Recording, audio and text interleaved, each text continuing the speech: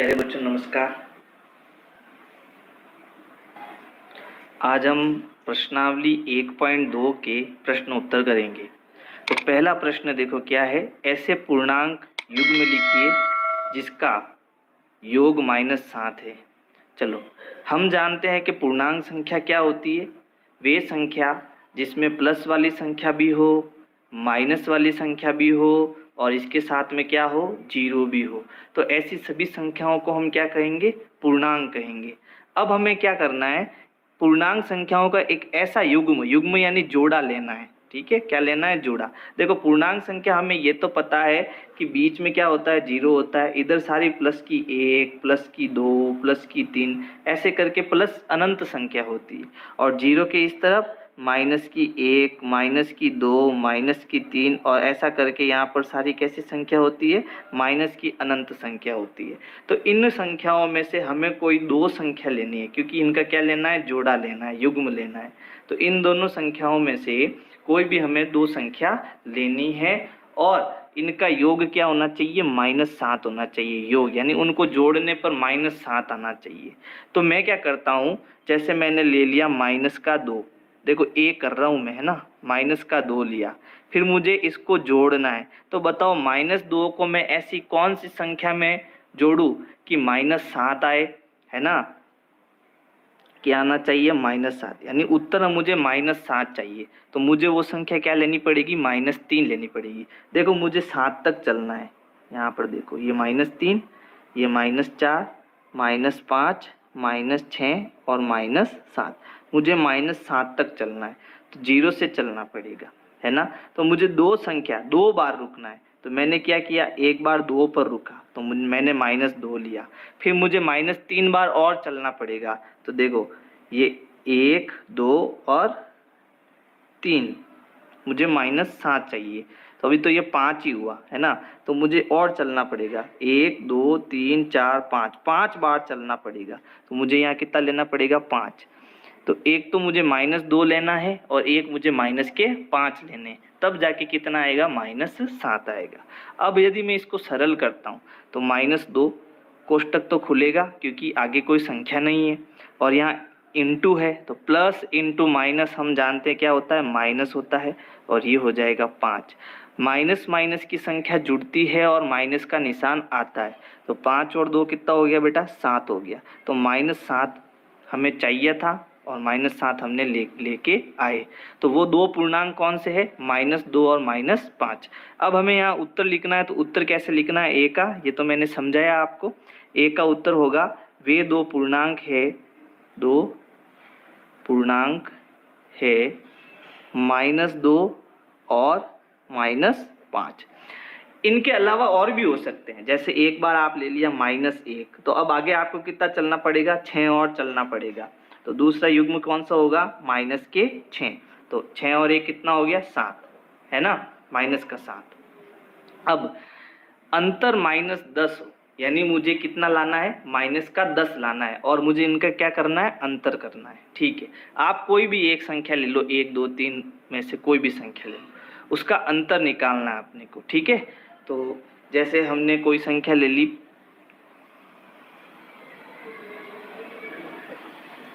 Plus की 3, minus की 3, कोई भी एक संख्या। वैसे हमें क्या निकालना है, इनका अंतर निकालना है, यानी अब बीच में प्लस नहीं आएगा, क्या आएगा, माइनस आएगा। तो वे दो संख्याएं कौन सी हो सकती है, जैसे मैंने ले ली -5। ठीक है, अब मुझे यहाँ क्या लेना है, माइनस लेना है। अब मैंने दूसरी जो संख्या है वो क्या ले ली, +5। ठीक है, दूसरी संख्या क्या ले ली, +5। तो ये तो ब्रैकेट खुल जाएगा, -5, और ये हो गया -5। ठीक है, क्योंकि मुझे क्या निकालना था, अंतर। दूसरी संख्या मैंने +5 ली है, ध्यान रखना। तो -5 और -5 कितना हो गया, -10। तो वे दो पूर्णांक कौन कौन से है, एक तो है -5 और दूसरा है +5। फिर इन दोनों का अंतर हम करेंगे तब जाके कितना आएगा, -10 आएगा। चलो फिर मैंने सी, जिनका योग कितना हो, 0। तो अब मान लो मैंने कोई एक संख्या ले ली +2। ठीक है, फिर मैंने इसको जोड़ा और दूसरा पूर्णांक ले लिया मैंने -2। अब इसको देखो सरल करो, 2 प्लस इंटू माइनस, -2 2 में से 2 गया 0। तो दो पूर्णांक में कौन से है, एक तो प्लस का 2 और दूसरा माइनस का 2। प्रश्न संख्या 2, पहला प्रश्न क्या है देखो, एक ऐसा ऋणात्मक पूर्णांक युग्म लिखिए जिसका अंतर यानी उनको घटाना है, कितना हो 8 हो, और विशेषता क्या होनी चाहिए कि 2 आपको ऋणात्मक पूर्णांक लेने हैं, ठीक है, और उनका क्या करना है, घटाना है। तो मैंने यहाँ 2 कोष्टक बनाए। अब मुझे यहाँ दोनों ही माइनस की संख्या चाहिए और उसका अंतर कितना आएगा, 8 आएगा। तो हम जानते हैं 4 और 4 8 आता है, लेकिन हम दोनों कैसी लेनी है, माइनस की लेनी है। तो -4 ले लेता हूँ यहाँ पे, और यहाँ पर भी मैं क्या ले लेता हूँ, -4 ले लेता हूँ। लेकिन ऐसा करने पर ये क्या हो जाएगा, गड़बड़ हो जाएगा। अब मुझे यहाँ 8 चाहिए, वो भी कैसे, प्लस के चाहिए।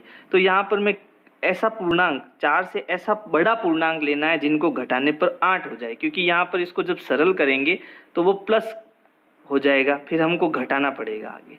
तो मैंने यहाँ पर कितना ले लिया, 12 ले लिया। कितना ले लिया, 12। अब क्या करना, इसको सरल करना। तो -4 ब्रैकेट खुल जाएगा यहाँ पे, क्योंकि इसके आगे कुछ नहीं है, माइनस इंटू माइनस प्लस, और ये हो गया 12, ठीक है। 8 आता है या नहीं देखो, फिर देखो एक प्लस का पूर्णांक है और एक माइनस का पूर्णांक है, तो घटेगा। तो 12 में से 4 गया, कितना बचा, 8। अब चिन्ह वो आएगा जो संख्या बड़ी है, तो यहाँ प्लस की संख्या बड़ी है, तो यहाँ प्लस का 8 आएगा, और वो हमें मिल रहा है। इसका मतलब इसमें पहला जो पूर्णांक माइनस का होगा वो -4 होगा, और दूसरा जो पूर्णांक ऋणात्मक होगा वो कितना होगा, -12 होगा। फिर देखो बी, एक ऋणात्मक पूर्णांक और एक धनात्मक पूर्णांक, यानी अब की बार आपको एक तो ऋणात्मक पूर्णांक लेना है और एक धनात्मक पूर्णांक लेना है, जिनका योग यानी बीच में क्या आ रहा है, प्लस आ रहा है, -5 हो। अब उत्तर हमारे कितना आना चाहिए, -5 आना चाहिए। देखो आता है या नहीं आता है। एक तो हमें कैसा लेना है पूर्णांक, ऋणात्मक। तो आप कोई भी एक ऋणात्मक पूर्णांक अपनी इच्छा से ले सकते हो, फिर इसके आधार पर दूसरा आपको सोचना है। तो उत्तर कितना आना चाहिए, -5 आना चाहिए। जैसे मैंने ले लिया, मान लो -2, तो पहला ऋणात्मक पूर्णांक लिया मैंने -2। अब -5 कब आएगा, ठीक है, जब यहाँ पर मैं, अब मुझे यहाँ धनात्मक पूर्णांक लेना है, ठीक है। तो धनात्मक पूर्णांक आपका छोटा, आप 2 नहीं मान सकते, ठीक है। आपको यहाँ पर एक धनात्मक पूर्णांक लेना है, तो आप कोई बड़ी संख्या लो। जैसे आपने ली -10, कितनी ली, -10। चलो अब करते हैं इसको, -10 ली। फिर आपको यहाँ पर ऐसी कौन सी प्लस की संख्या रखनी है कि दोनों घटाने पर -5 आए। तो ये बड़ी होनी चाहिए, ये छोटी होनी चाहिए, तब माइनस की संख्या आएगी, क्योंकि माइनस की बड़ी होनी चाहिए। तो मैंने यहाँ ले ली 5। अब देखो 10 में से 5 गया, -5। अब सरल करते हैं इसको, तो -10 कोष्टक हट जाएगा यहाँ पर, +5, एक संख्या माइनस की एक संख्या प्लस की, तो घटेगा, तो घटाओ। -10 में से 5 गया, 5, लेकिन क्योंकि माइनस का बड़ा है तो यहाँ भी कैसा निशान आएगा, माइनस का, तो ये -5 आ गया, ठीक है। तो इसमें हमने क्या देखा कि वो ऋणात्मक पूर्णांक तो -10 है और धनात्मक पूर्णांक कैसा है, +5 है। फिर एक ऋणात्मक पूर्णांक और एक धनात्मक पूर्णांक लिखिए जिनका अंतर -3 है। पहले ऋणात्मक फिर धनात्मक, ठीक है। पहले सी करते हैं अपन, ऋणात्मक फिर धनात्मक, और इन दोनों का क्या करना, अंतर करना, और वो अंतर कितना आना चाहिए, -3 आना चाहिए, ठीक है। तो यहाँ पर देखो माइनस की संख्या कब आएगी, जब माइनस का क्या हो, बड़ा हो, और पहले हमें बड़ा लेना है, ठीक है। तो मैंने कोई भी संख्या 10 के आसपास ले लो आप, जैसे -10 ले ली। अब दूसरी आपको धनात्मक लेनी है, तो 10 में से मैं कितनी संख्या घटाऊंगा तो -3 आएगा, तो आप कहोगे 7, है ना, -3 आएगा। तो यहाँ पर देखो -10 फिर -7, दोनों का अंतर है ना, तो यहाँ पर एक मिस्टेक हो गई। यहाँ पर धनात्मक संख्या जो है,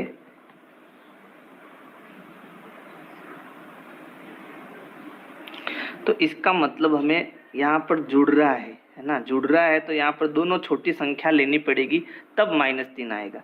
तो यहाँ पर मैं माइनस का 1 ले लेता हूँ, और यहाँ पर माइनस के प्लस के कितने ले लेता हूँ, 2 ले लेता हूँ। अब ऐसा करने पर क्या होगा, देखो -1 और ये माइनस का 2, दोनों माइनस के है तो जुड़ेगा लेकिन माइनस का चिन्ह आएगा, तो ये हो गया माइनस का 3। यानी ये दो संख्याएं कौन सी है, पहली तो आपके माइनस की 1 और दूसरी माइनस की 2, फिर दोनों जुड़ेंगे तब जाके आपके कितना आएगा, माइनस का 3 आएगा। अब देखो प्रश्न संख्या 3, प्रश्न में क्या है, किसी प्रश्नोत्तरी के 3 उत्तरोत्तर चक्करों में टीम ए द्वारा प्राप्त किए गए अंक -40, 10 और 0 थे और टीम बी द्वारा प्राप्त किए गए अंक 10, 0 और -40 थे।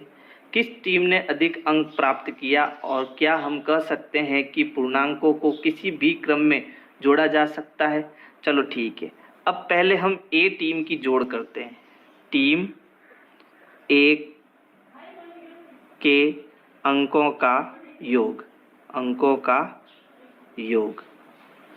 अब देखो टीम ए के कितने कितने अंक थे, -40, उसके बाद 10 और उसके बाद 0।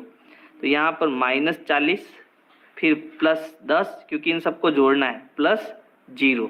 अब 0 का तो कोई मतलब नहीं होता, तो ये दोनों प्लस के हैं तो जुड़ेंगे और प्लस का निशान आएगा। तो 10 में मैंने 0 जोड़ा तो कितना आएगा, 10 ही आएगा। ये हो गया -40 + 10। अब ये दोनों देखो, एक प्लस का है और एक माइनस का है तो घटेगा, है ना, तो घटाओ। 10 40 में से 10 गया 30, लेकिन वो पूर्णांक प्लस का होगा या माइनस का, तो वो देखना आपको। इन दोनों में से बड़ा पूर्णांक कौन है, 40 है, और उसके पास कौन सा निशान है, माइनस का। तो जो उत्तर आया वो भी कैसा होगा, माइनस का होगा। यानी टीम ए के द्वारा जो अंकों का योग आया वो कितना आया, -30 आया। अब टीम बी के अंकों का योग, अंकों का योग, अब इसका योग करेंगे अपन।